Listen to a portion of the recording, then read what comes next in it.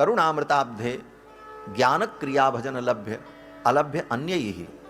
हे भगवान, बड़े बड़े कवि, बड़े बड़े विद्वान ये कहते हैं कि आप ज्ञान, कर्म और भक्ति इन तीन साधनों से मिलते हो। ज्ञान क्रिया भजन लभ्य अलभ्य अन्य ही, अन्य साधनों से आप नहीं मिलते हो। तो मेरा प्रश्न है आपसे, क्या प्रश्न है? बोले एतेन केन वरदोत्तर कोसलस्थाः। हे वरद, हे ठाकुर, इन साधनों में से कोसलवासी अयोध्या वासियों ने कौन सा साधन किया था जिस साधन से आपने उनको वैकुंठ पहुंचा दिया? एतेन केन वरदोत्तर कोसलस्थाः पूर्वम सदूर्वम भजंत ही जंतवस्त्वाम। दूरबाद के सहित, अयोध्या की घास के सहित सबको आप वैकुंठ लेकर के चले गए। अयोध्या की घास ने कौन कर्म ज्ञान अनुष्ठान किया था? वहां के वृक्षों ने कौन से ऐसे अनुष्ठान किए थे? तो संपूर्ण अयोध्यावासी को भगवान अपने साथ ले गए। लेकिन ऐसी स्थिति में भी 5 लोग बच गए। कौन कौन नहीं गए? बोले एक विभीषण जी नहीं गए, और बोले एक हनुमान जी नहीं गए, और एक जामवंत जी नहीं गए, और एक द्विविद नहीं गए, और एक मयंद नहीं गए। इन 5 लोगों को भगवान साथ नहीं ले गए। अब 5 लोग भगवान के साथ नहीं गए। इतनी बड़ी वैकुंठ यात्रा भगवान की हो रही है, जिस वैकुंठ को प्राप्त करने के लिए बड़े बड़े योगी, अमलात्मा, महात्मा लोग साधन करते हैं, और अयोध्या की घास तक को वैकुंठ मिलने जा रहा है, और ऐसे अवसर पर ये 5 लोग वंचित हो गए। इन 5 लोगों को वैकुंठ नहीं मिला, ये वैकुंठ नहीं गए। कारण क्या था? बोले 5 के कारण अलग अलग थे। विभीषण जी को तो इसलिए भगवान लेकर के नहीं गए कि विभीषण भी कामना के कारण बंधन में पड़ चुके थे। कथा में मैंने निवेदन किया था कि विभीषण जी जब भगवान के पास आए थे तो उनके मन में कामना थी कि जैसे भगवान ने बाली को मार दिया, सुग्रीव को राज्य दे दिया, उसी प्रकार रावण को मार देंगे, लंका का राज्य मुझे मिल जाए। ये कामना लेकर के आए थे।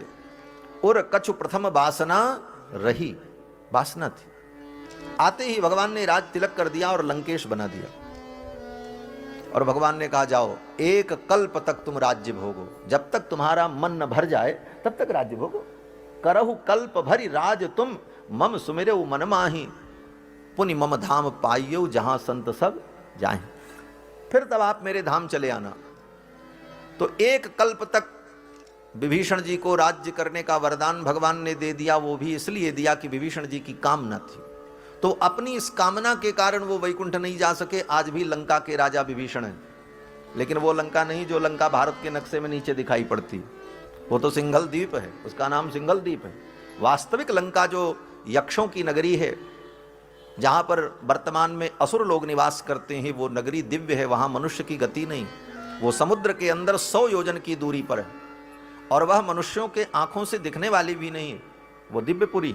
तो आज भी वहां के राजा विभीषण जी महाराज 1 कल्प तक रहेंगे। तो विभीषण जी तो इस कारण से नहीं जा पाए क्योंकि उनके अंदर राज्य करने की कामना थी। हनुमान जी क्यों नहीं गए? बोले हनुमान जी के अंदर तो ऐसी कोई कामना नहीं थी, लेकिन हनुमान जी ने कहा, भगवान ने जब वैकुंठ की यात्रा की घोषणा की कि अब हम सब लोग चलेंगे, साकेत धाम चलना है, हनुमान जी को बुलाया और भगवान ने कहा, हनुमान अब यहाँ की लीला पूरी हो गई, अब तो वैकुंठ चलना है। हनुमान जी ने कहा, बहुत अच्छी बात है, हम भी चलेंगे, लेकिन एक बात बताओ प्रभु। बोले क्या? हनुमान जी ने कहा, प्रभु वैकुंठ में आपकी कथा कै बजे से होती है? 2 बजे से कि 3 बजे से? भगवान ने कहा, वैकुंठ में कथा? हनुमान जी ने कहा, वैकुंठ में आपकी कथा की टाइमिंग क्या है? 2 बजे से कि 3 बजे से कि 4 बजे से, कब होती? भगवान हंसने लगे। भगवान ने कहा, हनुमान वैकुंठ में मेरी कथा नहीं होती, वैकुंठ में तो मैं होता हूं। बोले आपकी कथा नहीं होती? बोले हाँ, वहां कथा नहीं होती, वहां तो मैं होता हूं। तो भगवान श्री प्रभु राम की इन बातों को सुनकर हनुमान जी ने विनम्रता पूर्वक कहा, प्रभु आज तक मैंने आपकी किसी आज्ञा का उल्लंघन नहीं किया, लेकिन आप क्षमा करें, मैं आपके साथ वैकुंठ नहीं जाऊंगा। भगवान ने कहा, वैकुंठ नहीं जाओगे? हनुमान जी ने कहा, वैकुंठ में आपकी कथा नहीं होती तो हम वहां जाके क्या करेंगे? हम तो कथा सुनने वाले हैं। कथा से इतना प्रेम हनुमान जी महाराज को, इसीलिए हनुमान चालीसा में पढ़ते हैं, रामचरित सुनिबे गो रसिया, राम लखन सीता मन बसिया। रामचरित सुनिबे गो रसिया, राम लखन सीता मन बसिया। राम लखन सीता मन बसिया। राम लखन सीता मन बसिया। हनुमान जी ने कहा, प्रभु मैं वैकुंठ नहीं जाऊंगा, भगवान ने कहा, अरे मैं तो वहां रहता हूं, मुझसे प्रेम नहीं। हनुमान जी ने कहा, प्रभु आपसे तो बहुत प्रेम है, अगाध प्रेम है, मैं तो आपको भी चाहता हूं और आपकी कथा को भी चाहता हूं, लेकिन वैकुंठ में आप मिलोगे लेकिन आपकी कथा नहीं मिलेगी, और यहां मृत्युलोक में आपकी कथा भी मिलेगी और आप भी मिलोगे। हनुमान जी ने यही कहा, आपकी कथा भी मिलेगी और आप भी मिलोगे। क्यों? बोले जहां आप रहते हो वहां आपकी कथा रहे ये कोई जरूरी नहीं, लेकिन आपकी कथा जहां रहती है वहां आप जरूर रहते हो, इसलिए जहां कथा रहेगी वहां हम रहेंगे। भगवान की जहां कथा होती है भगवान वहीं निवास करते हैं। स्वयं भगवान कहते हैं, नाहम बसामि वैकुंठे योगिनाम हृदय न च मद भक्ता यत्र गायंती तत्र तिष्ठामि नारद। हे नारद, मेरे भक्त जहां मेरा गुणगान करते हैं मैं वहीं निवास करता हूं। और भागवत के महात्म्य में तो आपने सुना ही था कि जब ज्ञान वैराग्य भक्ति सब मिल करके कीर्तन करने लगे, उस अलौकिक कीर्तन को देख करके भगवान प्रकट हुए और भगवान ने कहा वरदान मांगो। तो उन भक्तों ने यही वरदान मांगा कि हे प्रभु, जहां कहीं आपके भक्त आपका गुणगान करें, आपकी कथा हो, भागवत की कथा हो, रामायण कथा हो, राम कथा हो, कृष्ण कथा हो, ऐसे अवसर पर जैसे आज आपने कृपा की है उसी प्रकार उन भक्तों पे भी आप सदा ऐसे ही कृपा करते रहना। यही वरदान मांगा उन भक्तों ने। तो भगवान की जहां कथा होती वहां भगवान रहते। तो हनुमान जी ने कहा, प्रभु मैं तो यहीं रहूंगा और आपकी कथा श्रवण करूंगा। और जब इस पृथ्वी पर एक व्यक्ति, जब तक एक व्यक्ति भी आपकी कथा सुनाने वाला इस पृथ्वी पर रहेगा तब तक मैं इस पृथ्वी पर रहूंगा कथा सुनने के लिए। जहां वो कथा सुनाएगा मैं वहीं जाकर के सुनूंगा। यहां तो लोग कथा स्थल में नहीं पहुंच पाते, कहते हैं मोबाइल से ही सुन लेंगे, हैं? लेकिन हनुमान जी महाराज बोले एक साथ 1 लाख नहीं 1 करोड़ जगहों पर राम जी की कथा हो रही हो तो हनुमान जी उतने रूप धारण करके उन जगहों पर जाकर के कथा श्रवण करते। क्या अद्भुत बात। यत्र यत्र रघुनाथ कीर्तनम तत्र तत्र कृतमस्तकांजलिम। इसका अर्थ यही है कि 1 लाख 1 करोड़ जगह पर भी अगर राम कथा हो रही है, भगवान की कथा, तो हनुमान जी सब कथाओं में पहुंच जाते हैं किसी न किसी रूप में और जाकर के कथा श्रवण करते। यत्र यत्र रघुनाथ कीर्तनम तत्र तत्र कृतमस्तकांजलिम वाष्पवारी परिपूर्ण लोचनम मारुतिम नमत राक्षसांतकम। तो हनुमान जी तो इसलिए रुक गए कि हमको कथा सुननी है, और जब तक कथा होगी तब तक हनुमान जी यहीं रहेंगे। और हनुमान जी को भगवान ने काम सौंप दिया। बोले ठीक है, अगर तुम वैकुंठ नहीं चल रहे हो तो एक काम करो। बोले क्या? बोले मेरी कथा सुनते रहना और पृथ्वी पर रहो, जो मेरा नाम ले, जो भजन करे, जो मेरी कथा सुने उसकी रक्षा करते रहना, उसके ऊपर कृपा करते रहना। इसलिए हनुमान जी महाराज की कृपा सदैव भक्तों पर रहती। जो भगवान की भक्ति कर रहा है, जो कथा कर रहा है, कथा श्रवण कर रहा है, हनुमान जी महाराज का वरद हस्त है उसके ऊपर, उसका बाल बांका नहीं हो सकता। हनुमान जी जैसे जिसके सहायक हों, बजरंगबली जिसके सहायक हों, क्या चिंता करना। तो हनुमान जी तो इसलिए रुक गए। और जामवंत जी क्यों रुक गए?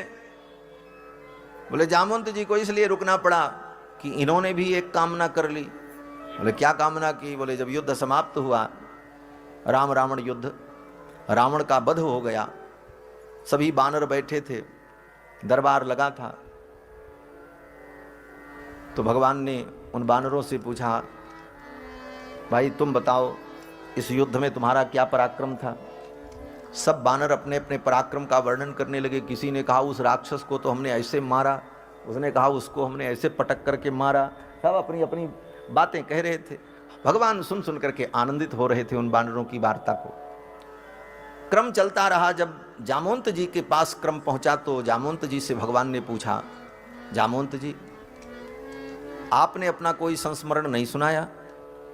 जामवंत जी हंसने लगे। जामवंत जी ने कहा, प्रभु मैं क्या सुनाऊं, इतने बड़े युद्ध में मुझे अपनी कला दिखाने का, अपनी शक्ति का प्रदर्शन करने का कोई मौका ही नहीं मिला, तो मैं क्या बताऊं। क्यों? जामवंत जी ने कहा, महाराज इतने बड़े युद्ध में कोई वीर ऐसा था ही नहीं जो मेरे समकक्ष हो, जिससे मैं युद्ध कर सकूं। किससे मैं युद्ध करता? एक रावण था, रावण अगर मुझसे युद्ध करता तो मैं करता। और रावण आपका शत्रु, रावण के वध का यश, रावण के वध का यश आपको मिलना था, इसलिए मैंने रावण से युद्ध किया नहीं। तो मैं क्या बताऊं कि मैंने क्या कला दिखाई। हां, अगर आप मेरी कला देखना चाहते हैं तो आपसे बड़ा वीर तो इस दुनिया में कोई नहीं है। जय जय महावीर महाधीर धौर्य। तो आप ही मुझसे युद्ध करो, दो दो हाथ हमारा आपका हो जाए तो मैं अपनी कला आपको दिखाऊं कि मेरे अंदर कितनी ताकत है और मैं कैसे युद्ध कर सकता हूं। भगवान श्री राम ने कहा, जामुन जी ये मेरा रामावतार है, मर्यादा पुरुषोत्तम का अवतार है। इस अवतार में लीला के लिए, सुख के लिए, मनोविनोद के लिए अपने से बड़ों के साथ मैं युद्ध करूं, ये मर्यादा नहीं। आप वृद्ध हैं और जामवंत जी त्रेता युग में बूढ़े थे, जामवंत मंत्री अति बूढ़ा। तो भगवान ने कहा ऐसे वृद्ध व्यक्ति से मैं युद्ध करूं, ये हमारे मर्यादा के विपरीत है, लेकिन आपकी इस कामना को मैं पूर्ण करूंगा। द्वापर युग में मेरा जब कृष्ण अवतार होगा तब आपके साथ मैं युद्ध करूंगा और तब आपकी कला को मैं देखूंगा और आप अपनी कला दिखाना। जामवंत जी ने कहा ठीक है, बात आई गई हो गई, गतम तो गतमेव ही। लेकिन इस कामना के कारण ही जामवंत जी महाराज को त्रेता युग से लेकर के द्वापर युग तक इस धरामंडल पर रहना पड़ा। किसी भी प्रकार की सांसारिक कामनाएं जीव को बंधन में डाल देती। इसीलिए गीता में बार बार भगवान कहते हैं कामनाओं का त्याग ही वास्तविक भक्ति है, वास्तविक शरणागति है, वास्तविक समर्पण है, वास्तविक ज्ञान है। जो भी कह लो, आप कह लो ज्ञान से मुक्ति मिलती है, तो ज्ञान क्या है? बोले सारी कामनाएं समाप्त हो जाएं, यही तो ज्ञान है। शरणागति क्या है? बोले समस्त कामनाओं को छोड़ करके अनन्य भाव से अन्य अभिलाषिता शून्यम ज्ञान कर्माद्यनावृतम, पूर्ण रूप से भगवान के चरणों में समर्पण हो जाए। तो ये कामनाएं ही जीव को बंधन में डाल देती हैं। और गीता में तो भगवान ने यहां तक कहा कामैस्तैर्तैर्हृतज्ञाना प्रपद्यन्ते अन्य देवता। कामनाएं ही जीव के ज्ञान का हरण कर लेती हैं और उसका परिणाम यह होता है कि ये जीव भटकता रहता है, उचित अनुचित का भी उसे ज्ञान नहीं हो पाता और ये कामनाएं जीव को बंधन में डाल देती हैं। और जन्म जन्म के बंधन ऐसे ही होते रहते हैं, एक कामना से एक बंधन, उस कामना की पूर्ति हुई तब तक दूसरी कामना पैदा हुई, उसके कारण बंधन, ये बंधन पर बंधन अनादिकाल से यही तो चल रहा है। जामवंत जी की छोटी सी कामना ने उनको एक युग तक इस पृथ्वी पर रहने के लिए मजबूर कर दिया मानो। और द्विविद और मयंद जो थे वो भी वैकुंठ नहीं गए राम जी के साथ।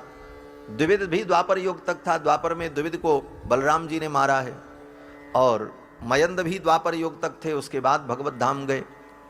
तो द्विविद और मयंद को इसलिए भगवत धाम की प्राप्ति नहीं हुई कि द्विविद के विषय में वर्णन है कि वो द्विविद नाम का बानर राम जी का सेनापति था, दिन भर युद्ध करता था, राम जी के दल में रहता था, रात में राम जी के दल से निकल करके रावण के दल में चला जाता था लंका में, और रात में जाकर के वहां घूमे खाए पिए आनंद मौज मस्ती करता था, और फिर वहां से सुबह सुबह फिर चला। ये बात राम जी को पता चल गई, ये तो बड़ा बदमाश है, रात में उधर जाता उस पार्टी में मिल जाता। इस कारण से भगवान ने द्विविद का त्याग कर दिया, छोड़ दिया। बोले जाओ, ये जिसकी बुद्धि इस प्रकार की हो ऐसे व्यक्ति को अपने पास रखना ठीक नहीं। राम जी ने तिरस्कृत कर दिया, वध नहीं किया, मारा नहीं, छोड़ दिया। उसी समय से वो द्विविद भगवान से विमुख होकर के इधर उधर घूमने लगा, और भगवत विमुखता के कारण धीरे धीरे उसके अंदर अज्ञान, लोभ, मोह, काम ये सब कुछ बढ़ता गया। और द्वापर युग तक वो द्विविद बानर था। द्वापर युग में बलराम जी ने जब द्विविद का वध किया तब द्विविद को भगवत प्राप्ति हुई, भगवत लोक की प्राप्ति हुई। तो ये सब कामनाएं ही जीव को बंधन में डाल देती हैं, इसलिए कामनाएं तो होनी ही नहीं चाहिए। श्री राम सुखदास जी महाराज, जिनके ग्रंथ आपने पढ़े होंगे, श्रीमद् भगवत गीता के ऊपर उनकी बड़ी व्याख्या है। पूज्य महाराज श्री अपने प्रवचन में कहा करते थे कि कोई काम हम करेंगे भविष्य में, इसके लिए भी कहना नहीं चाहिए। वो कहते थे कहो, ये ऐसा कहा करो कि प्रयास करेंगे, प्रयास करेंगे, हम ऐसा करेंगे, ये भी नहीं कहना चाहिए। क्यों? बोले वो कामना बन जाएगी और नहीं कर पाए फिर वही बंधन का कारण। वो कहते थे कि ये बोलो कि प्रयास करेंगे, कोशिश करेंगे, देखते हैं, क्योंकि कामनाएं ही जीव को बंधन में डालती हैं। उसी कामना के कारण जामवंत जी महाराज आज तक रहे। भगवान ने कहा आज आपकी कामना पूर्ण हो गई। जामवंत जी बड़े प्रसन्न हुए, भगवान के चरणों में प्रणाम किया। भगवान ने कहा जामवंत जी, हम तो यहाँ आए हैं इस मणि के लिए, इस मणि के चोरी का आरोप मेरे ऊपर लगा है, इसी मणि के लिए मैं आया हूँ। तो जामवंत जी ने कहा प्रभु ये मणि तो आपको हम दे देंगे, लेकिन हमारी एक शर्त है। बोले क्या शर्त है? जामवंत जी ने कहा, प्रभु मेरी एक कन्या है जिसका नाम जाम्बवती है, और अब मैं भी वृद्ध हो चुका हूं, इस बुढ़ापे में अपनी कन्या के लिए वर ढूंढने कहाँ जाऊं, और वर ढूंढने अगर जाऊं भी तो आपसे सुंदर वर कोई मिलेगा नहीं, और आप मेरे द्वार पर चल करके आए हो। वर तो कन्या के द्वार पर चल करके ही आता है, और आप आए हो तो मेरी प्रार्थना स्वीकार करो, मेरी कन्या जाम्बवती का आप पाणी ग्रहण कर लो, ये मणि मैं आपको दहेज में दे देता हूं, दे दूंगा मैं मणि। भगवान ने कहा ठीक है, कोई बात नहीं। ये भगवान श्री कृष्ण का दरबार इस मामले में बहुत उदार है, कोई भी आओ, कोई रोक टोक नहीं। वो तो हमारे राम जी थोड़ा इस मामले में बड़े मर्यादित हैं। शूर्पणखा आई तो नाकई कान काट लिया हमारे, लेकिन कृष्ण भगवान बोले, ये कहते हैं कोई भी आओ, चाहे लंगड़ी आओ, लूली आओ, बंदर की बेटी आओ, चाहे भालू की बेटी आओ, कोई दिक्कत नहीं, आओ। कृष्ण भगवान के दरबार में किसी के लिए रोक नहीं।